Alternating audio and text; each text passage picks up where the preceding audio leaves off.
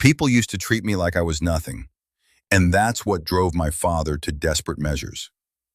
Alexander Reynolds, the CEO of Porsche America, couldn't bear to watch his vibrant adopted daughter Zoe shrink into herself, tarnished by the cruel whispers at Westlake Academy.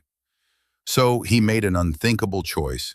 He hid a recording device in her hair, hoping to uncover the truth that lay beneath her silence. With each passing day, Zoe's laughter faded, replaced by a haunting withdrawal that filled Alexander with an aching dread. Attempting to connect, he was met with tight lips and downturned eyes. Desperation gnawed at him as he sat in boardroom meetings, his mind drifting to the turmoil in his daughter's world. What was happening behind the polished facade of that elite school? It was a father's instinct that compelled him to act, pushing boundaries he never thought he would cross. Once the recorder was in place, the weight of his decision settled upon him like a shadow. The very essence of love had morphed into an unsettling intrusion. But when he finally listened to the recordings, words filled with cruelty, laughter steeped in prejudice, his heart ignited with righteous fury. No longer just a disheartened father, he transformed into a warrior, ready to confront the systemic injustice that plagued his daughter. With the help of Victoria, a fierce civil rights lawyer, he prepared to expose Westlake's rot. The stakes were monumental, but so was his resolve. Demanding accountability would shatter the silence engulfing his daughter. As the recording played, Zoe's truth emerged, fortifying their bond and igniting a movement for change, not just for her, but for countless others trapped in similar cages. Zoe would leave that school, but not without her newfound strength, and neither would her father, who had become a champion in the fight against injustice. Why do you keep looking at your phone like that?" Zoe asked, her voice barely above a whisper, eyes avoiding his. "I'm just worried about you, honey. You've been so quiet," Alexander responded, kneeling down to her eye level, concern etched across his face. "You can talk to me, you know."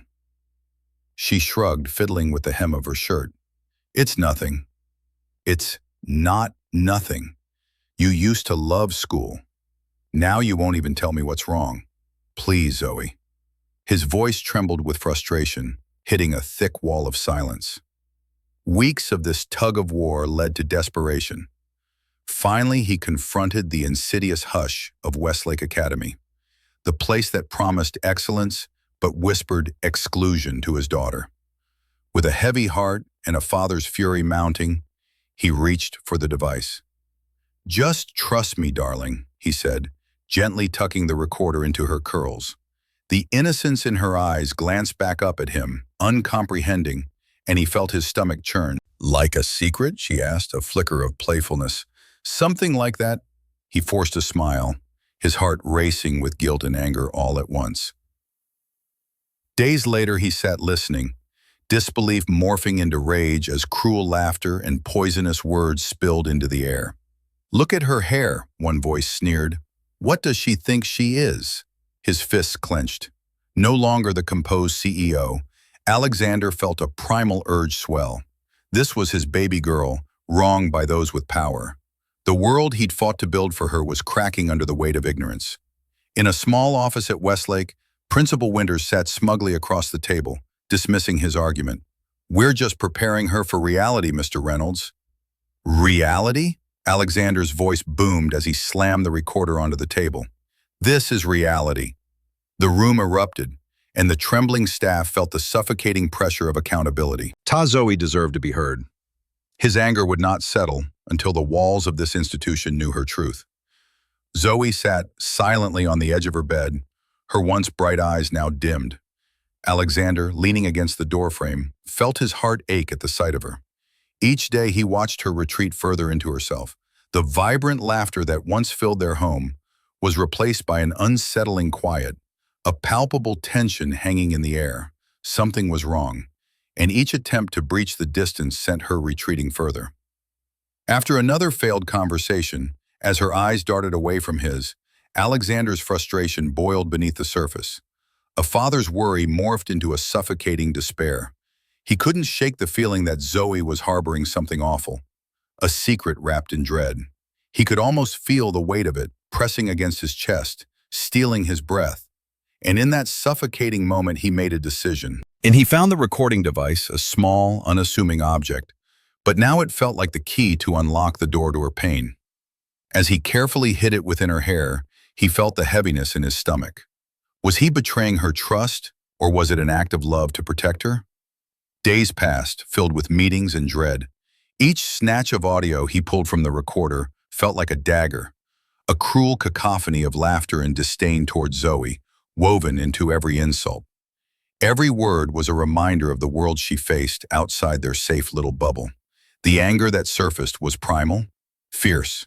It stirred something deep within him, a resolve ignited by the truth. He was no longer just a CEO in a polished boardroom. He was a father consumed by the desperate need to shield his daughter from a bitter reality. Today was not just another day. It was the reckoning he had been waiting for. Tay Alexander sat in a small conference room at Westlake Academy, his heart racing as he clutched the recorder in his hand. His palms were clammy, but his resolve was unwavering. "I'm not leaving this room without some answers," he muttered to himself, feeling the weight of his role as protector heavy on his shoulders. Principal Winters, with her carefully curated demeanor, arched an eyebrow at him. "Mr. Reynolds, we've discussed this already. We handle these matters with utmost, Buckley, care? Because what I've heard from my daughter's own recordings suggests otherwise," he interrupted, his voice steady but low, holding a quiet intensity. Her expression shifted, a flicker of unease crossing her face. "I assure you we take every accusation seriously," Dable. "Listen," he pressed play, the echoes of mocking laughter and cruel words spilling out into the room, wrapping around them like a chilling fog. Silence enveloped the space as the reality of the systemic injustice unfolded. Alexander observed the color drain from Winter's face, the way she faltered. "Those are just kids. They say things." "Not just kids. They're shaping the narrative of my daughter's identity," he said, his voice firm, but with an edge of pain. "And that stops today." With each word, Alexander regained a piece of himself, the self-doubt slowly dissipating. He could feel Victoria's unwavering presence behind him. They were now standing against a tide that had once seemed insurmountable. "We're demanding accountability." As he left the conference, the weight lifted, if only slightly. Zoe would no longer be a victim in silence. There was power in this moment, the first of many small victories. "We'll see this through, kiddo," he whispered to himself, the steel in his voice rising ever so quietly. The fight was just beginning.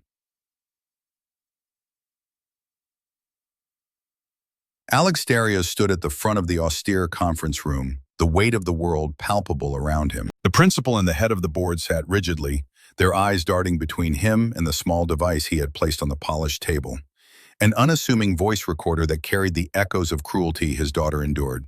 He pressed play. A murmur rippled through the room as Zoe's classmates' laughter filled the air, the mockery slicing through the silence. "Why is she even here?" one voice sneered. "She's just a charity case." The room thickened with tension, the biting reality of their words suffocating the atmosphere. Alexander's heart raced, each epithet driving a stake in his chest. This was his daughter, reduced to a punchline. Electro Malong continued, the colors drained from the principal's face. Alexander locked eyes with him, his own expression a mix of sorrow and steely defiance. "You see, this is not just about my daughter. This is about the values you claim to uphold at Westlake Academy." The silence that followed collapsed like a house of cards. One of the board members clutched the edge of his chair. This is an isolated incident," he stammered. But Alexander pressed on, unveiling documentation of complaints ignored, warning signs ignored, the systemic rot that pervaded their institution. With every point he made, Alexander felt the shackles of fear, frustration, and helplessness fall away, replaced by a fierce resolve. The realization that he wasn't just fighting for Zoe, he was confronting a complacent system, an elite bastion of prejudice. The responsibility that had burdened him transformed into strength. Seeing the expressions change, the tension mount, he witnessed a fragile edifice of arrogance crumble. Principal Winters, once so poised, now squirmed under the weight of his exposed apathy. In that delicate balance of silence, Alexander felt a wave of triumph wash over him. He glanced at Zoe, who stood slightly behind him, her shoulders squared, her small hand clutching her father's tightly. The quiet communication between them spoke louder than words. She was not alone anymore. As the room shifted, murmurs of uncertainty arose, hands shifting in apprehension. Alexander's demands for accountability echoed through the chambers of power. He was no longer the often absent executive, but a devoted father, fierce and unyielding. He could hear the whispers of justice taking form, the foundations of the school starting to tremble under scrutiny. When the meeting adjourned, it felt like an exhale of collective relief. Alexander stepped outside with Zoe, the warmth of the sun a contrast to the chilled air of the conference room. They walked side by side, strength amplified in silence. There, amid the swirl of emotion, Zoe lifted her chin, her gaze firm, no longer with doubt but a raw, innocent courage. For the first time, she felt seen, heard, empowered. A long-forgotten smile broke through her lips, and in that moment, she unleashed a quiet joy that echoed louder than any applause. Together, they had turned the tide. I sit here in quiet reflection, the weight of the past heavy yet enlightening.